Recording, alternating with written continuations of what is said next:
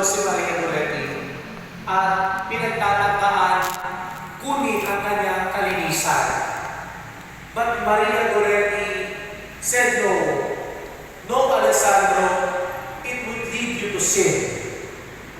Because of this resistance, Maria Goretti was stabbed 14 times, 14 times, and died when she was 12 years old.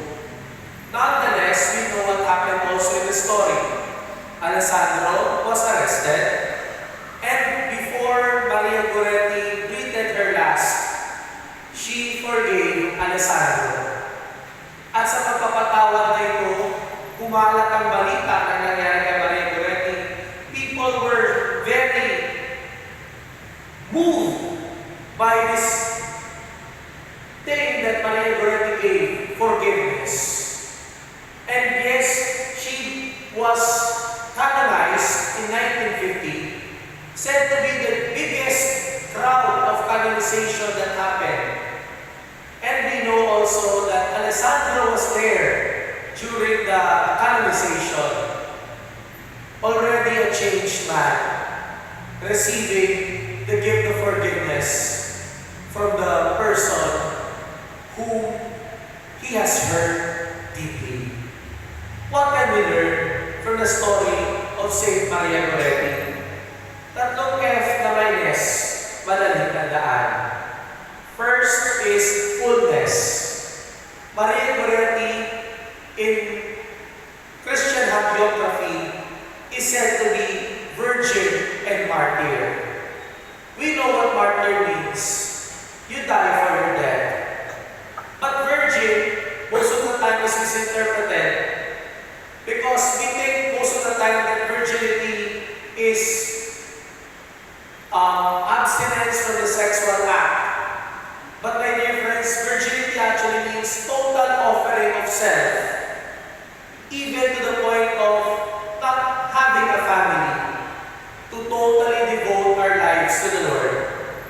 Yes, my dear friends, Maria Goretti received these two crowns.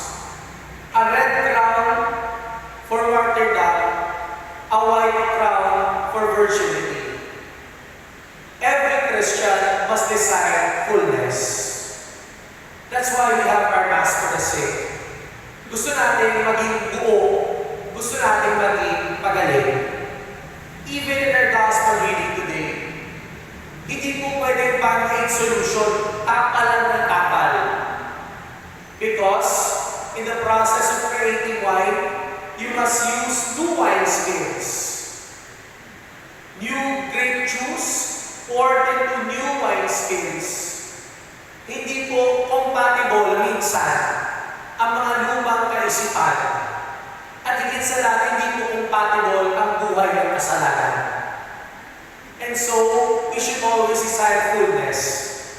In fact, fullness can be linked to holiness. When something is whole, it is full.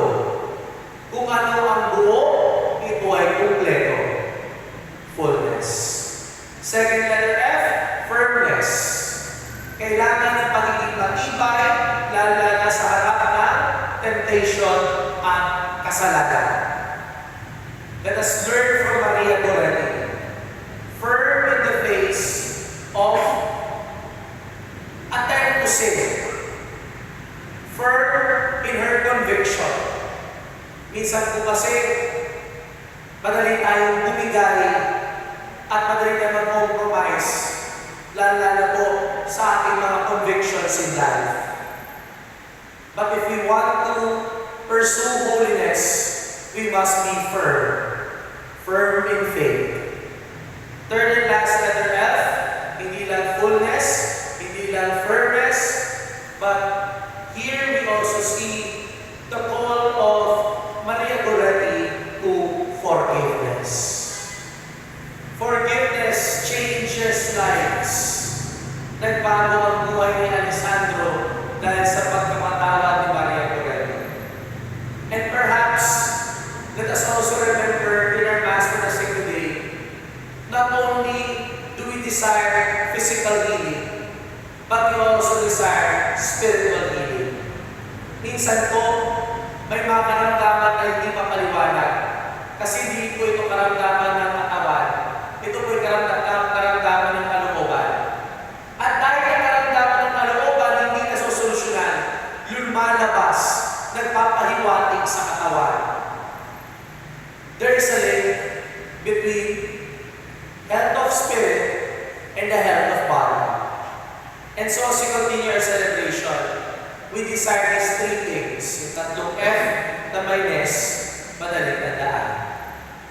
Fullness, firmness, forgiveness. And then Saint Maria Goretti be an example for us to follow Jesus. Saint Maria Goretti, pray for us.